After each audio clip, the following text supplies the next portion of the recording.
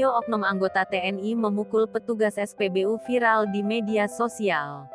Anggota TNI tersebut diduga marah saat ditegur oleh petugas SPBU. Ia tak mau mengantre membeli BBM hingga memotong antrean untuk dilayani dulu.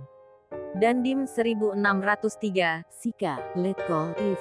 Muhammad Zulnalendra, buka suara atas kejadian pemukulan tersebut. Keduanya langsung dimediasi dan diurus secara kekeluargaan.